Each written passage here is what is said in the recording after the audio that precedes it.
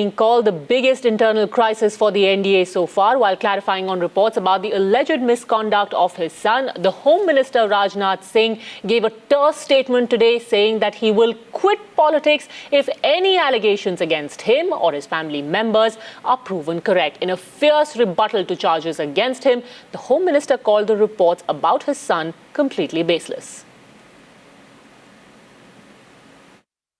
मित्रों, विगत 15-20 दिनों से लगातार हवा में मेरे और मेरे परिवार के संबंध में अफवाहें तैर रही हैं। मैंने सोचा कि अफवाहों का कोई सिर पैर नहीं होता है, इसलिए कुछ ही दिन में यह सब सारी अफवाहें समाप्त हो जाएंगी। लेकिन मैं देख रहा हूं कि निरंतर वह अफवाहें बढ़ती ही जा रही हैं।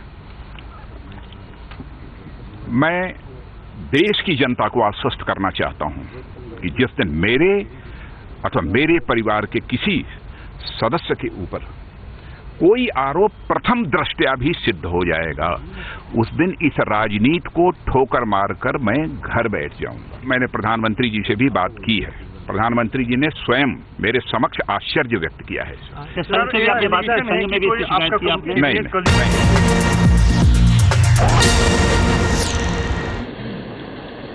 उसके कुछ ही समय के बाद में 1:57 पे प्रधानमंत्री कार्यालय से भी एक ट्वीट किया जाता है जिसमें ये कहा गया कि श्री राजनाथ सिंह जी के ऊपर लगाए गए आरोप की अफवाहें बेबुनियाद हैं, उनके पुत्र के ऊपर लगाए गए आरोप निराधार हैं। अब इसमें एक बड़ी अजीब सी बात यह है कि प्रमुख विपक्षी पार्टी होने के नाते कांग्रेस पार्टी ने तो अभी तक के उनके पुत्र के ऊपर कोई आरोप लगाया ही नहीं, उनके ऊपर कोई आरोप लगाए ही नहीं। तो आज देश ये जानना चाहती है और कांग्रेस पार्टी ये जानना चाहती है कि राजनाथ सिंह जी, प्रधानमंत्री नरेंद्र मोदी जी सबसे पहले ये बताएं कि उनके पुत्र के ऊपर आरोप क्या है जिसका आप खंडन कर रहे हैं। हम लोग ये जानना चाहते हैं कि जिन आरोपों को आप निराधार बता रहे हैं, जो कह रहे हैं कि वो आरोप अगर सिद्ध हुए तो राजनीतिक जीवन से संन्यास ले लेंगे, सबसे पहले तो ये बताएं, देश की जनता ये जानना चाहती है, कांग्रेस पार्टी ये जानना चाहती है कि वो आरोप क्या है। और दूसरा, बड़ी विनम्रता से कांग्रेस पार्टी राजनाथ सिंह जी से यह भी जानना चाहती है कि जिन आरोपों की आप बात कर रहे हैं, जब कांग्रेस पार्टी ने ही वो आरोप नहीं लगाए, जो प्रमुख विपक्षी पार्टी है, तो ये आरोप आपके ऊपर लगाए किसने है। देश की जनता और कांग्रेस पार्टी बड़ी विनम्रता से आपसे ये भी जानना चाहती है।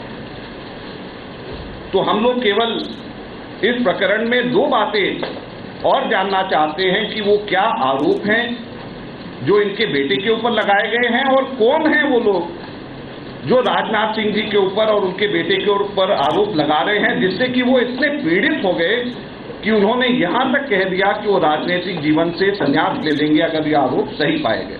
धन्यवाद। English.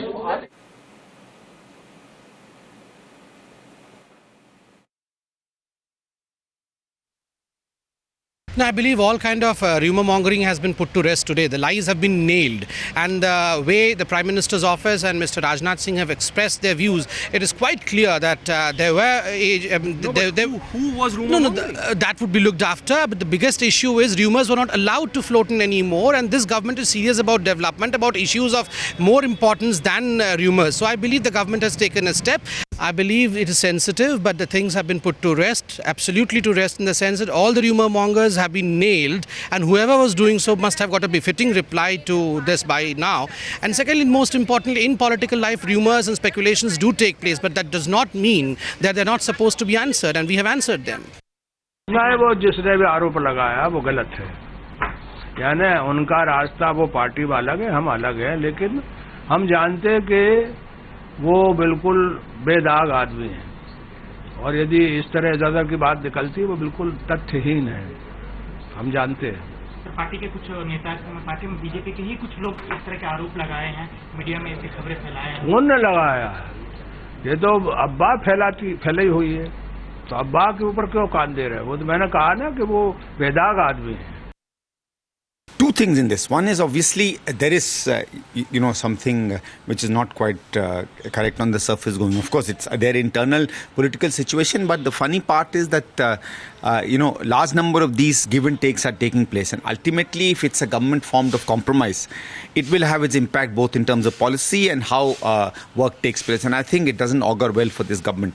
And in fact, some of the kind of manner in which, in one sense, there is a dictatorial tendencies of a prime minister that's coming out clearly. On the other hand, it's everybody else trying to compromise with each other, which is weakening the ministers and others in the party. So I think both the government is getting weakened, it's getting concentrated more and more into the hands of the prime minister's office and the prime minister, which for a vibrant Indian democracy, I think is a very, very dangerous signal.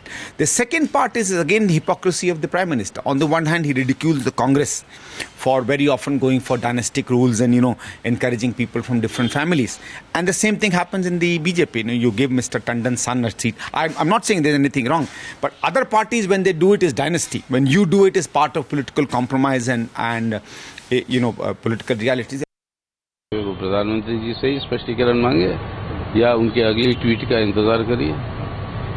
पत्रकारों से या लोगों से बातचीत करना dialogue तो है नहीं, मोनोलॉग ही चलता है। तो आजकल ये मोनोलॉग की परंपरा आ गई, तो एक तरफा जो बयानबाजी है, तो अब अगले ट्वीट की इंतजार करिए। तो समस्या है नेताओं में और मंत्रियों में आपस के बीच मतभेद दिख रहे हैं बीजेपी में, स्पष्ट नजर आ रहा है। अब ये क्या है उसको सुलझाना उनकी पार्टी की अंदरूनी मसला है, वो उसके बारे में तय करें।